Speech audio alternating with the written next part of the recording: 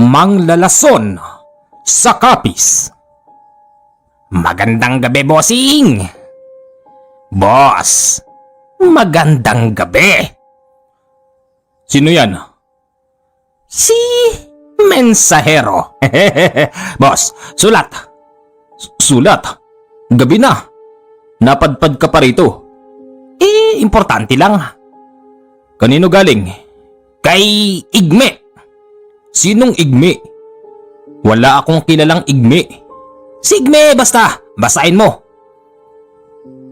Teka, hindi ko to kilala. Sino ba yung Igme na yun? Kapatid ko, bossing. Sumulat Kasi, yung anak niya, ikakasal na. Kaya lang medyo malayo. Tapos, kapis, alam mo na, maraming aswang doon. Nabanggit ko sa kanya na meron akong naging kaibigan na katulad mo. Ngayon, gumawa siya ng sulat para imbitahan kanya. Isasama ka namin. Ganon? Ibabalandran niyo ako sa mga aswang doon? Hindi naman. Siyempre iba na rin yung may kasamang proteksyon. Ano, boss? Sige, kailan ba to? Kung pwede sana bukas pumunta ka na ron. Kasi mga makapananghali, bibiyahin na tayo. Pero teka, paano naman yung panggastos ko? Wala akong pera dito. Huwag mong isipin yun. Sagot lahat ni Igme. Sige, sigurado ka ha? Oo, basta sumama ka lang, boss. Okay, sige. Kinabukasan ay pumunta na si Kanole sa lugar ng Mensahero. Nag-aabang na doon yung kanilang sasakyan. Napansin ni Kanole na hindi man lang yata nakalahati yung sasakyan. Bakit ko konti? Nasan yung iba? Ayaw ngang sumama. Siyempre kapis yun. Natatakot sila. Teka nga pala, yung kapatid ko. Kuya Igme, halika. Ano yun? Siya yung sinasabi ko sa'yo. Yung makakasama natin doon. Igme nga pala. Nole. Mabuti naman na sumama ka. Siyempre, nakakahiya naman dito sa makulit kong Mensahero. Sige at tara na. Pero teka, bakit di man lang napuno yung sasakyan? Ayaw nilang sumama. Siyempre, alam naman natin yung lugar na yun. Wala mang pagpapatunay pero siyempre, iba na yung sigurado, di ba? Sabagay. Kinabukasan na silang nakarating doon dahil sinakay pa sa Roro ang jeep at medyo mahaba-haba ang biyahe. Aba, meron akong kaibigan dito sa parting Rojas. Baka naman boss, aswang yun. Shh, huwag kang nagsasalita ng ganyan dito. Alam mo naman baka mamaya mausog ka. Ganun ba? Pasensya na. Ipinakilala si Kanole at yung mga kasama niya sa magiging balae ni Igme. Balae, mga kasama ko. Si Paring Nole, kapatid ko at saka mga kamag-anakan ko. Masama ang tingin ng isang lalaki habang ipinapakilala si Kanole sa kanila. Napansin yon ng Mensahero kaya't sinabi niyang, "Ba't ba sama mo tumingin, ha? May gusto kang sabihin?" Sa mga oras na yon, yung magiging balae ni Igme ay kumibo na. Huwag mong pansinin yan. Duling ang mata niyan si Maitor. Apo ko yan. Wika nun. Akala ko naman po may gustong sabihin. Ang sama kasing tumingin. Hindi. Ganon lang talaga yan, iho. Sige. Paring Igme, meron bang CR dito? Napapadumi ko doon sa likod. Merong CR doon. Pagpasensyahan mo na lang kung anong meron. Pagpunta doon ni Kanole, halos hindi niya mailabas ang gusto niyang ilabas dahil kakaiba ang amoy. Hindi amoy CR kung hindi amoy ng parabang nabubulok na dugo. Maya-maya pa, nakakita siya ng dugo na nanunuyo. Ano ba namang lugar to? Ay nako! Pumunta si Kanole sa mensahero habang pinapanood nun yung mga naghihiwa ng karne. Eto namang mensahero, masyadong pakialamero dahil yung mga naghihiwa ng karne ay kanyang minamanduhan. Oo, hindi ganyan! Hindi ganyan ang laki ng hiwa ng pang-adobo. Ikaw din, hindi ganyan! Wika nung mensahero. Uy, ba't ba pinapakialaman mo sila? Iyan nga gusto nila eh. Sila nakakaalam. Mali eh. Hayaan mo na. Yung tradisyon natin, sa tradisyon dito magkaiba. Malay mo, yung adobo rito kasing laki pala ng isang kamao, di ba? Sa bagay, laki nga naman oh. Ano bang luto gagawin dito? Iihawin namin yan.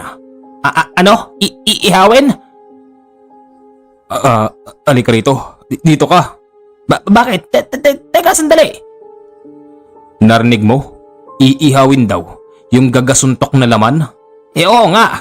Di yata tama pinaggagawa ng mga yun. Teka, sabihin ko nga ron sa matanda. Tatang! Sinong tatang? Kayo ho, di namin alam yung pangalan nyo eh. Ganon ba? Tatang, sasabihin ko lang sana sa'yo na yung mga taga-tadtad mo ng karne, mali yung ginagawa. Pang adobo, laki-laki ng tipak. Aanhin nila yon. Iuuwi nila yon. Ho? Iuuwi. Uuwi. Okay. Pero teka, ba't iuuwi? Panghanda yun ah. Alam mo, ang tradisyon namin dito, halimbawa'y magkakarne ng 2 baboy. Yung isa ay para sa mga tumutulong at yung isa naman ay panghanda sa kasal. Kuya Igme, totoo ba yun? Aba malay ko, ngayon nga lang din ako nakadinig ng ganon. Mas espesyal pa yata yung mga tagahiwa kaysa sa mga bisitang kakain. Ikaw naman Igme, hindi ka na mabiro. Ano ho bang totoo? Pasensya na ho kayo sa kapatid ko. Makulit lang po talaga yan. Hindi ang totoo nun. Merong luto na gagawin doon. Kaya ganon kalalaki ang tipak. Manood ka na lang kasi. Masyado kang pakailamero eh. Di sabi mo tatang eh. Puro ka tatang. Kalabaw lang ang tumatanda. Mas malakas pa ako sa kalabaw. Yabang. Di ka na nga makatayo pag wala kang tungkod. Habang nagluluto ang mga taga roon, napansin ni Kanole na si Maytor ay dumating at may kasama itong isang lalaking siguro ay mas maedad sa kanya. Nilapitan nito yung naghahalo ng karne. Tignan mo yun. Mas magaling pa sa'yo oh. Mas magaling siyang magmando. Pag ako lumapit dyan, talsik yung Maytor na yan. Yabang. Sige nga. Tignan mo. Panoorin mo ko. Panoorin mo ko, bossing. Hoy, Maytor! Kung makapasok ka, akala mo kung sino ka. Malis ka dyan! Ako magmamando. Di ka naman marunong magluto. Wika ng mensahero. Etong si Maytor ay para bang walang nadidinig.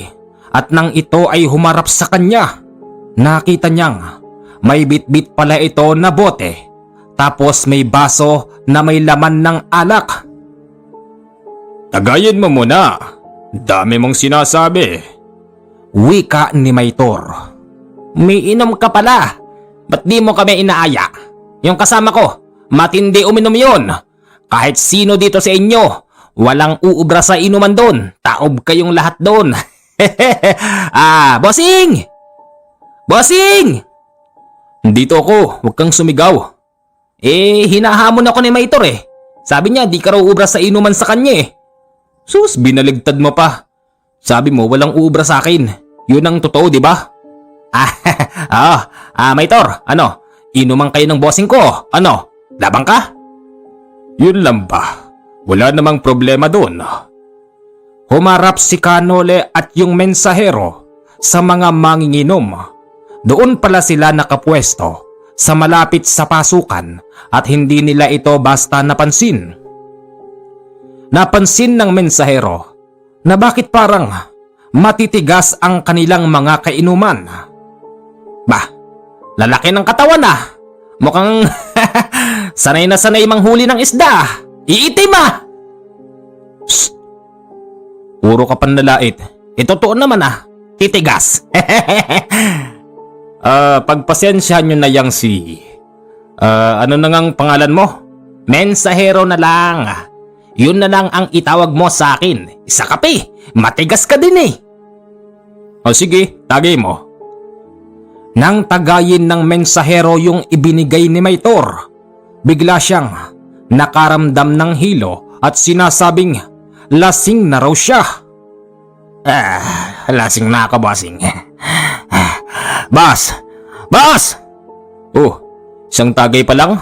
Lasing na? Pagod ako eh. Boss, tulog mo na ako ah. Nako, tulog na. Sa sumunod na tagay si Kanole naman ang inabutan. Napansin niyang yung isang daliri ng lalaki ay nakasawsaw sa baso na inabot sa kanya.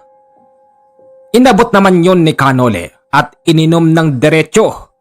Pagkatapos noon, nagtawanan yung mga manginginom. Nakitawa na rin si Kanole sa pag-aakalang hindi napansin ni Kanole yung ginawa ng lalaking tanggero. Itagay mo, kaibigan. Wika pa nung isa. Teka, dalawang sunod na. Hali-halili tayo.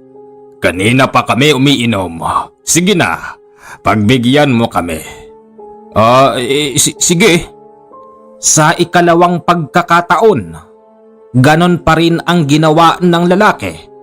Yung isang daliri nito ay nakasampay sa nguso ng baso, kaya't nang abutin ni Kanole, yung baso nabasag ito sa kanyang kamay. Nagulat pa yung mga manginginom dahil babasagin ng baso pero hindi nasugatan si Kanole, sabay sabing, "Ay, pasensya na. May crack kasi yung baso eh. Pwede bang kuha ka na lang ng bago, Maytor?" Sige, kukuha ko saglit lang. Pagbalik ni Maytor, yung dala niyang baso ay gawa sa plastik. Wag to, humahalo yung tuba rito eh. Dapat yung babasagin. Muli siyang kumuha ng bagong baso. Walang kulay yon, kaya't makikita mo yung laman sa loob. Heto, kaibigan. Tagayin mong muli. Wika na naman ng lalaki at sa ikatatlong pagkakataon, nakasawsaw pa rin yung daliri nito sa nguso ng baso. Inabot naman yon ni Kanole. Tapos, lumipas ang 3 segundo bago niya ito inumin. Teka lang sandali. Parang napapansin ko. Ang tagal mong tumagay. Kasi parang may dumi. Tinignan ko lang. Sigurado ba yung sinasabi mo, ha? Baka naman... Maya-maya pa, yung kapatid ng mensahero na si Igme ay dumarating. Tulog na pala yung kapatid ko. Oo. Lasing na paring Igme. Pagod yan. Napatingin yung ibang manginginom kay Igme at inaabutan siya ng maiinom. Itagay mo muna, kaibigan. Wika nung isa. Sige, walang problema dyan. Nang tatagayin na ni Igme yung inabot ng lalaki, inagaw ito ni Kanole at sinabing, "Hop, bitin ako eh. Akin na lang to." Nagulat pa yung mga manginginom dahil kasasyat lang ni Kanole kanina. Pasensya na kayo Kasi hindi siya pwedeng uminom. Siya yung tatay nung ikakasal eh. Dapat di siya malasing kasi marami siyang gagawin, di ba? Di ba? Nagtawanan na lang ang mga manginginom hanggang sa napapansin na lang nila na yung mga kasama ni Kanole na tubong gitnang Luzon na dumarating ay ayaw niyang patagayin. Sa tuwing mag-aabot ang taga-kapis sa mga dayuhan, hinaharang ito ni Kanole. Wala naman silang reklamo Pero puro tawa lang ang kanilang ginagawa at patitig-titig kay Kanole na para bang may iniisip na kung ano. Maya-maya pa, nag-aya ng kumain yung isa sa tagaluto. "Kumain na ho tayo," wika ng dalagita. Kumain naman sila. Napakabilis kumain ng mga manginginom. Pagkatapos noon ay bumalik na sila sa inuman. "Nole, bakit hindi tayo mag-inom? Ang tagal mo namang kumain, para kang bading." "Di naman, sa totoo lang, ini-enjoy ko lang yung sarap ng luto." Ang totoo nun, nilalasahan ni Kanole yung niluto, baka kasi mayroong halo, pero wala naman. Makalipas ang 3 oras ng pag-iinuman, iilan na lamang ang natitira. Si Kanole, tapos yung isang lalaking may tato sa katawan. Yung mensahero naman ay nagising at sinabing, "Tagay pa! Oh, akin yan! May na ako sa alak." "Tama na yan. Lungay-ngay ka na nga eh. Iinom ka pa." "Di! Gising na ako eh. Inuman tayo uli." "Tama na yan. Sinabing wag ni." Sinalo ni Kanole yung baso dahil muntik na itong mahulog. Ayaw na ring patagayin ni Kanole ang mensahero dahil sa tuwing mag-aabot ang lalaking may tato ay laging nakasawsawang isa nitong daliri sa nguso ng baso. Maya-maya pa, nakatulog na naman ang mensahero. 2 na lang sila ng lalaki ang kaharap. "Brad, pwede bang magtanong?" Ano ba yon? Sa tono ng pananalita mo, para kang may ibig sabihin." Talagang meron. Pasensya na, medyo tinamaan na rin ako ng hilo eh. Huwag kang mag-alala. Hilo lang dahil sa alak. At hindi hilo ng lason." "Anong lason ang sinasabi mo? Huwag mo sabihing pinagbibintangan mo ako." "Hindi kita pinagbibintangan. Kitang-kita ko nga eh. Nilalason mo ko kanina pa." "Anong ibig mong sabihin, ha?" "Huwag na tayong maglokohan dito. Porke nakita mong dayo kami, gusto mo kaming lasunin. Huwag ganon." "Mayabang kasi ang dating mo." "Kung nayayabangan ka sa akin, sabihin mo ng diretsyo. Ngayon dadalawa tayo rito. Sabihin mo, walang makakadinig." "May tanong ko lang. Kanina pa kita nilalason. Pero bakit hindi ka tinatablan?" Bakit naman ako tatablan? May pangontra ako dun. Saka isa pa, kahit na hindi ko yung kontrahin, kayang-kayang tunawin ng mga mutya ko sa katawan yung lason na nilalagay mo sa inumin. Akala mo ba'y hindi ko napapansin? Kanina pa. Ganyan ba kayo rito pag may bisita?" "Hindi naman. Kaya ako lang naman nagawa yun. Kasi iba yung tingin ko dun sa may lalaking nakahiga. Yan. Dito sa mensahero? Oo. Para kasing mayabang ang dating. Parang lang pero hindi mayabang. Yan naman ang hirap sa inyo eh. Kaya tong lugar nyo, alam nyo bang binabansagan ng pugad ng aswang? Dahil sa ginagawa nyo." "Ganun pa man, hindi ko naman nilalahat ano. Teka, may kakayanan kang manlason sa pamamagitan ng orasyon at ihip. Taga rito ka ba talaga? O baka naman taga Iloilo ka? Magkatabi lang ang Capiz at Iloilo, di ba?" "Ang galing mo. Pakawari ko'y ang dami-dami mo nang na-experience na ganito." Talagang marami na. Ngayon nga kung pipilitin mo ko, pwede rin." Tapos na bang inuman?" "Ay, Tatang, nandyan pala kayo." Tagay mo muna, Tatang." Hindi ako umiinom. At kung iinom ako, ayokong kaharap ka." Bakit naman ho? Kay tinutino kong kainuman." Basta, ayokong kaharap ka. Nole, halika na at nahanap ka ng parang igmi mo." "Sige ho. At maya-maya susunod ako." Sige. Tama na yan "Oho." "Brad, hindi pa tayo tapos.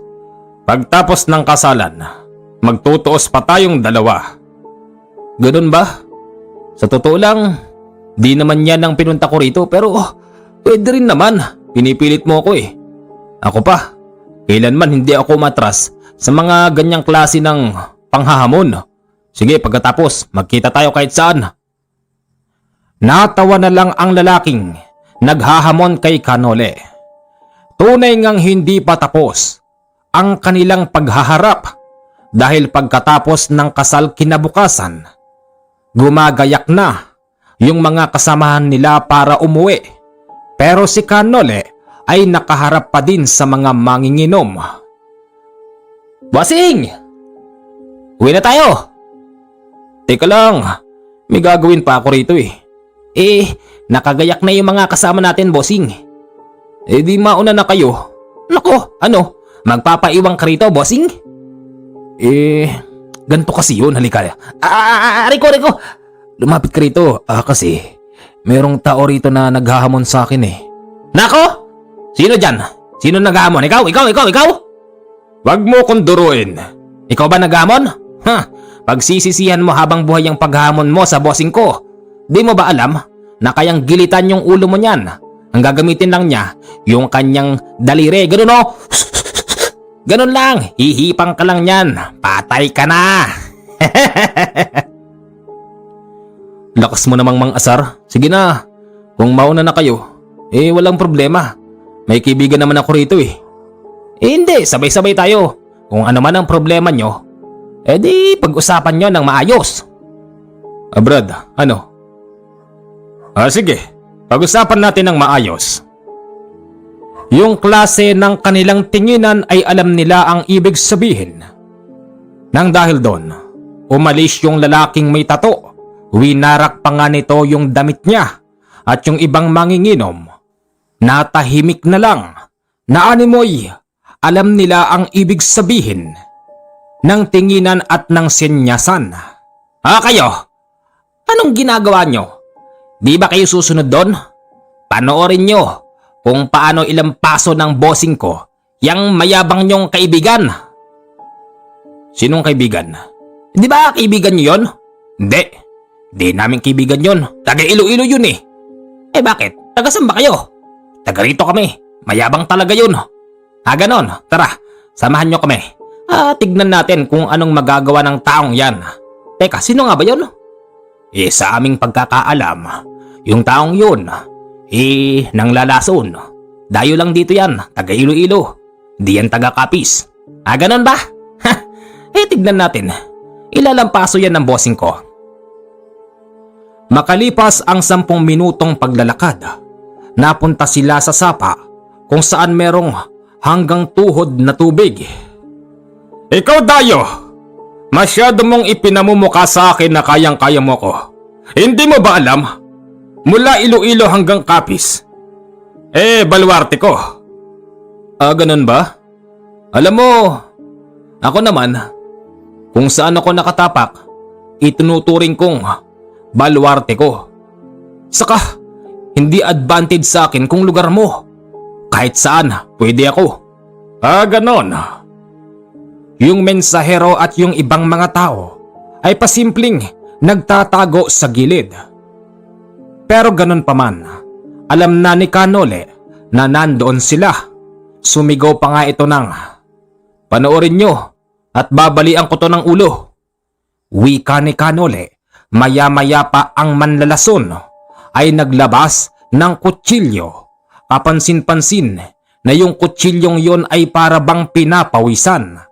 Nang dahil dito, alam na ni Kanole na ang kutsilyong yon ay ibinabad sa isang banyera o kaya na may malaking bote na punong-puno ng lason. Sinugod nun si Kanole habang siya ay nakapamewang. Oh! Daya! Wika pa ni Kanole, hindi man lang tumatama ang manlalason. Oop! Oop! Oh, ano ba naman? Ayusin mo! Kapag natsambahan kita, butas yung katawan mo. Kapag tsamba lang, paano pag hindi? Oop! Ano ba naman yan? Ayusin mo! Hindi ka makakatama, lasing ka na ba? Maya-maya pa, sa isang solid na pagsugod ng manlalason, ay biglang hindi pa rin tumama kay Kanole, kaya niya ito pinatid. Kasabay nun, yung pagbagsak ng tao sa tubig at nabitawan nito ang kanyang kutsilyong punong-puno ng lason. Dinampot ni Kanole yung kutsilyo, kapansin-pansin na nandoon pa rin yung pawis na hindi basta naaalis. Halata naman yung pawis sa kutsilyo at yung pagkabasa ng tubig. Ibalik mo sa akin yan. Ibalik mo! Wika nung lalaki. Alam mo kaibigan, nagtataka ako sa iyo eh. Kung tutusin, wala naman tayong dapat na pag-awayan. Nagulat na lang ako kasi ikaw mga alam mong meron akong kakayanan pero hinamon mo ko. Bakit ba? Meron ka bang galit sa mga katulad ko? Meron! Dahil yung katulad mo ang pumatay sa aking ama. Sinabi ko sa sarili ko na kapag nagkaroon ako ng pagkakataon, gaganti ako at heto na yun. Kaya pala, hindi ka makakaganti. Malas mo. Sinoli pa yung natsambahan mo. Oh, yan yung kutsilyo mo. Walang pupuntahan tong away na to. Alis na ako. Uuwi pa kami. Malayo pa'y uuwian namin. Diyan ka na. Walang silbing kalaban. Tumalikod na si Kanole pero patraidor siyang sinugod ng manlalason. Napasigaw naman noon ang mensahero. Bossing sa likod! Paglingon ni Kanole, nakita niyang malapit na sa kanya ang baraso ng tao pero nalihisan niya ito. Pinigil ni Kanole ang kanyang baraso at akmang ibabalik sa kanya yung kutsilyo. Nagpapalakasan sila ng baraso at kung titignan mo naman, di hamak ang laki ng baraso ng manlalason kaysa kay Kanole. Ang lakas ng baraso mo, Dayo! Wika nun kay Kanole. Kahit kasi mas malaki ang braso ng taong yun, mas malakas naman ang puwersa ni Kanole at kapansin-pansin din habang nahihirapan yung kabunong baraso ni Kanole, namumula ang kanyang muka at tinutubuan ng maliliit na balahibo sa muka. O ano, kaya mo pa? Kapag tumarak sa iyo ang sarili mong kutsilyo, mamamatay ka, manlalason. Hindi ka lang pala basta manlalason. Isa ka ring aswang. Ang lakas mo. Talagang malakas ako. Hindi lang ako ang kalaban mo. Konting-konti na lang. Tatama na sa lalaki yung sarili niyang kutsilyo nang biglang, tama na yan. Tigil niyo yan. Sigaw ng matanda. Parehas silang bumitaw sa isa't isa at nabitawan yung kutsilyo. Kinuha ng matanda yung kutsilyo at sinabing, puro kayo mga maiinit ang ulo! Parehas lang kayong dayo dito! Ano bang gusto nyong patunayan? Alam nyo, kayong mga dayo ang sumisira ng pangalan ng lugar namin. Hindi porkit kapis sinasabing maraming aswang. Lalong-lalo ka na. Taga Iloilo ka. Dito mo dinadala yung kahanginan mo. Ayan, nakakita ka ng katapat mo. Alam mo ba'y, sabi sa akin ni Igme, marami ng pinatayan na katulad mo. O baka naman gusto mong sumunod? Sabihin mo lang. Hindi na. Nawalan na ako ng gana sa pakikipaglaban. Alis na ako. Ikaw dayo mag-iingat ka. Kahit umuwi ka sa inyo, kaya kitang sundan. Tandaan mo yan. Oo, alam ko. Alam kong kaya mo kasi meron kang pakpak. Tatang, hindi lang ito basta manlalason. Aswang din to. Alam ko! Alam kong aswang yan. Hindi naman sa pagyayabang. Nandyan sa bandang Iloilo ang maraming aswang at hindi dito. Ganun pala. Alis na kami. Wala ka namang silbing katunggali. Dahil sa pagdating ng matanda ay natigil ang kaguluhan. Nang dahil doon, sumakay na si Kanole ng jeep tapos umuwi na sila. Paring Nole, ayos ka lang ba? Ayos lang pare. Salamat sa pag-iimbita. Di ko akalain na Magkakaganon pa, patawarin niyo ako ah. Siguro kung di ako kasama baka walang ganun. Nako, boss, kahit wala ka. Di ba nga sabi nung mayabang na yun, na nayayabangan daw siya sa akin. Parang ako pa nga yung dahilan kung bakit siya nagalit, di ba? Ano kung wala ka? Di ako yung nilaso ng taong yun. O sa bagay. Mga kababayan, magandang gabi po sa inyong lahat. Isang magandang gabi ng linggo po sa inyo. Sana'y magustuhan niyo po ang inyong pampatulog. Pasensya na po kayo, maikli lang. 30 minuto lang. Enjoy listening at maraming salamat sa mga hindi nag-i-skip ng ads. Hanggang dito na lang ang kwento.